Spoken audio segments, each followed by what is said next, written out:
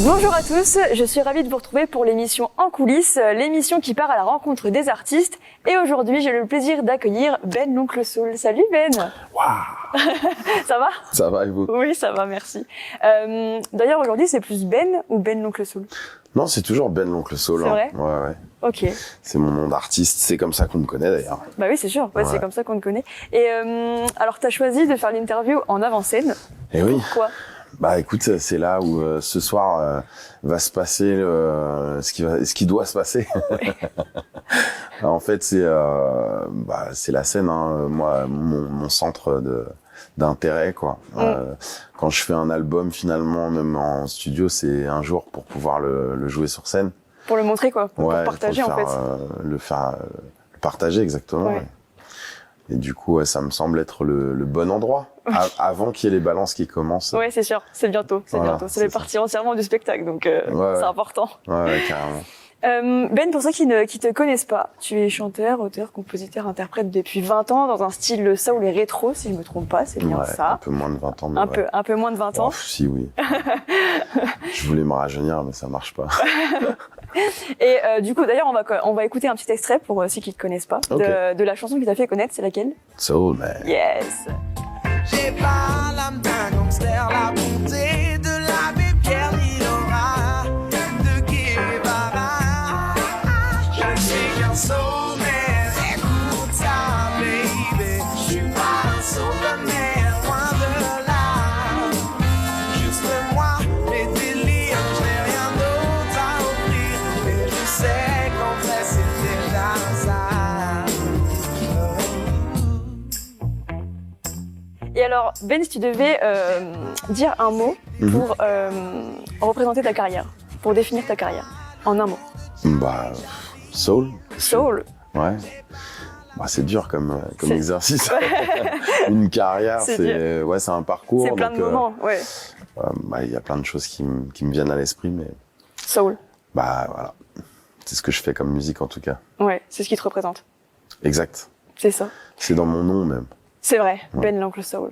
Et du coup, on va parler un peu de ton dernier album, Sad Generation, si je le dis bien. Ouais, bien. Pourquoi ce nom? 100%. Écoute, je voulais un titre d'album un peu blues comme ça, un peu. Ouais. Et puis c'est un peu, j'adore le contraste qu'il y a en fait entre le titre de l'album et finalement les morceaux qui sont plutôt positifs à l'intérieur. C'est vrai. Mais c'est un petit soin pour les gens qui se sentent un peu déprimés, quoi. C'est vrai, je suis d'accord. En vrai, je l'ai écouté et franchement, je me suis dit, c'est un bon son. Ça marche, non? Ouais, mais même pour bosser, tu vois, c'est hyper chill et tout. Et en vrai, et ça, c'est ce que tu voulais un peu, des sons hyper chill. Bah, il y a quand même des morceaux où je trouve avec une belle énergie aussi. Ouais. Je pense à Fuck What You Want, je pense à I'm Good aussi avec ma cousine Adi Oasis. Mais après, bon, le chill fait partie de cette musique. Hein. Ouais. Ouais. Et pourquoi cette tournée du coup? Pour présenter l'album. Pour présenter l'album en live et puis lui donner un peu une chance aussi d'exister, quoi. C'est cool les albums, mais moi j'aime bien les faire vivre sur scène. Donc voilà, pour gagner ma croûte aussi.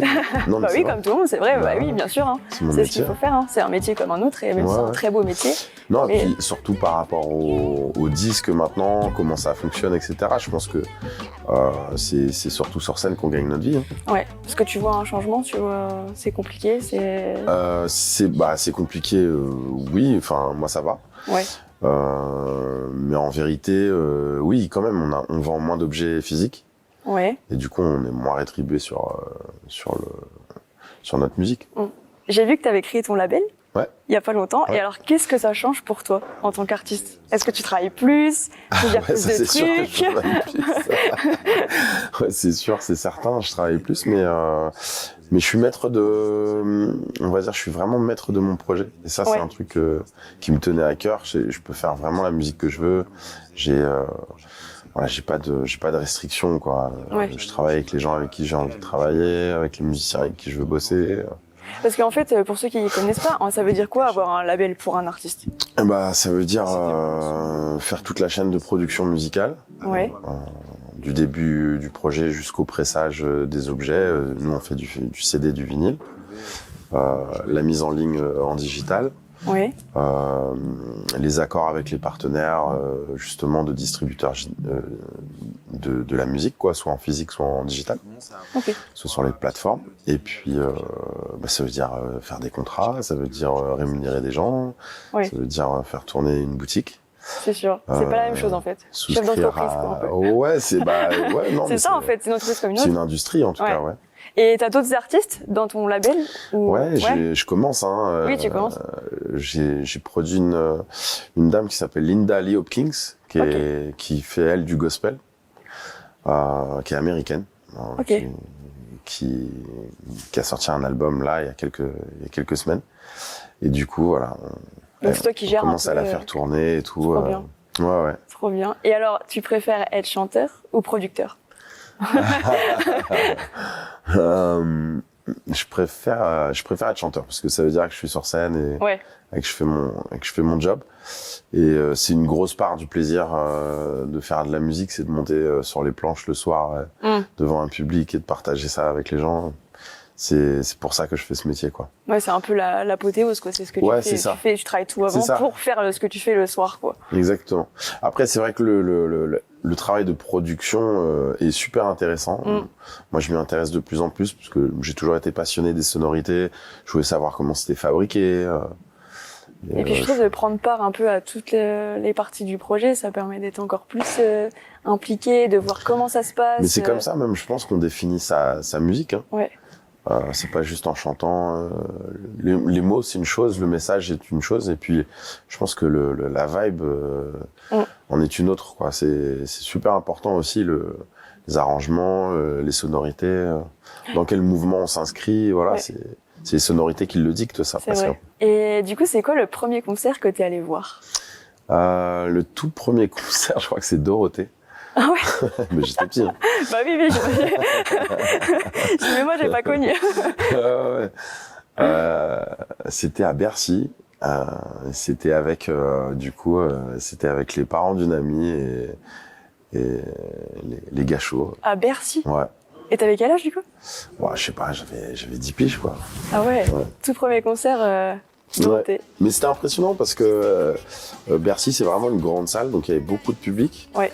Et moi, je la voyais à peine. Enfin, elle était loin, quoi.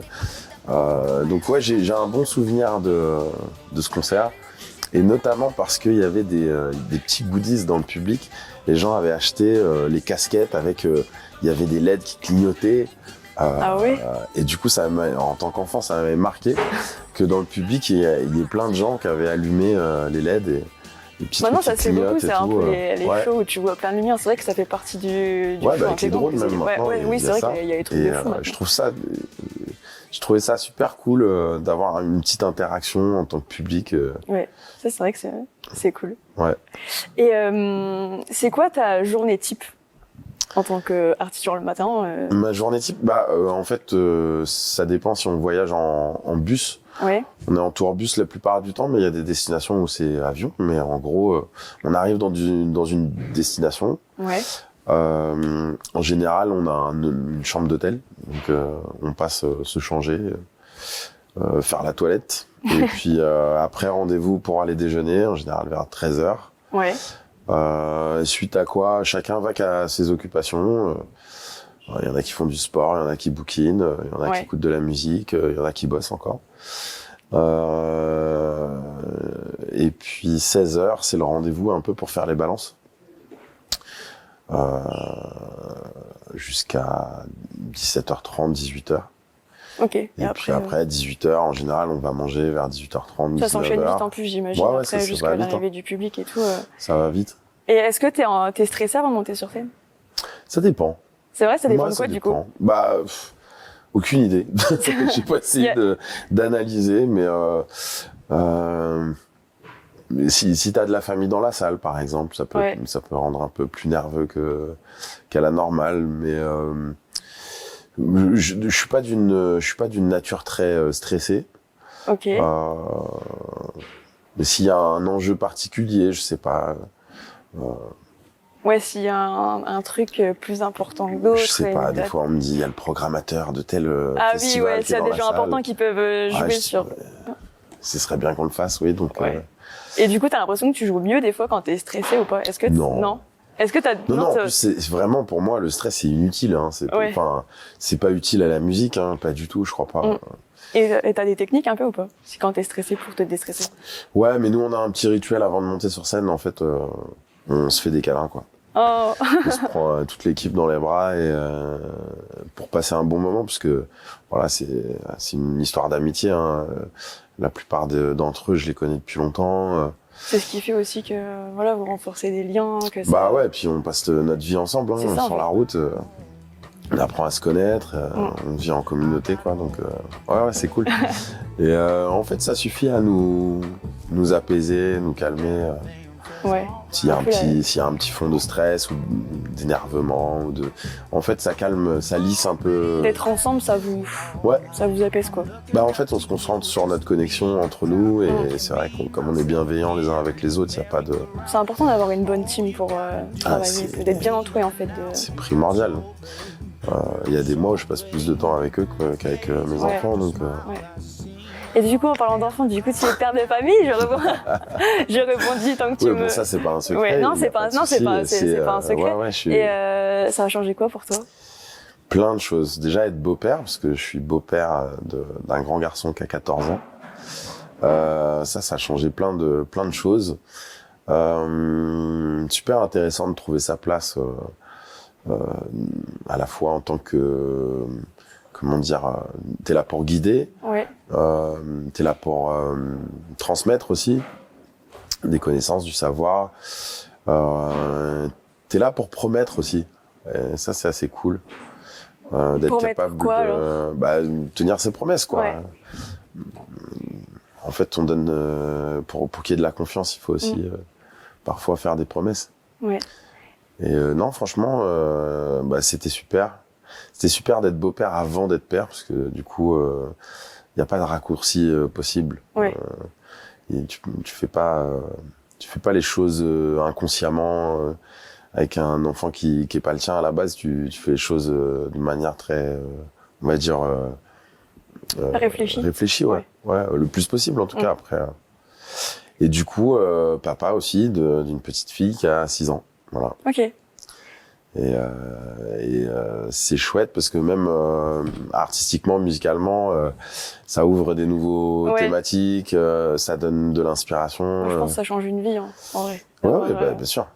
Et pour finir, qu'est-ce qu'on peut te souhaiter pour la suite, pour les mois à venir ou les années? Beaucoup de succès. Hein. Ouais. Encore? Tu veux encore? Ou est-ce qu'à un moment tu dis OK? Je dis ça, mais c'est en rigolant. Ouais. En plus, du succès, j'en ai puisque tous les soirs dans les salles c'est rempli et en fait ça me suffit largement. Enfin, je veux dire, c'est pas une soif démesurée de succès, c'est juste que on trouve toujours marrant le challenge de se dire tiens, mon morceau il est écouté à l'autre bout de la planète. Ça doit être fou ça. Je trouve ça chouette, ouais. Donc que ça on a pas mal de commentaires ça c'est bon. brésiliens par exemple. Ah ouais? Ouais. On est beaucoup écouté au Brésil, donc voilà, ça va nous ouvrir des territoires pour aller jouer. Tu vas aller, c'est ce que j'allais dire, tu Ouais. vas aller jouer au Brésil, J'espère. ça serait trop bien. Et t'as fait d'autres pays déjà? Je fais une quinzaine de pays déjà. Trop bien. Bon, beaucoup en Europe, et puis dans le côté un peu plus fou, on a fait le Japon, on a fait la Polynésie. Voilà, Ah ouais, vous avez pas mal, c'est bien, tu vois du pays. Canada aussi, c'est cool. Ah, trop bien. Ouais. Ok, merci Ben, en tout Avec cas d'avoir été plaisir. avec nous. Ben, Et puis nous, on se retrouve dans une prochaine émission de En coulisses. À très vite.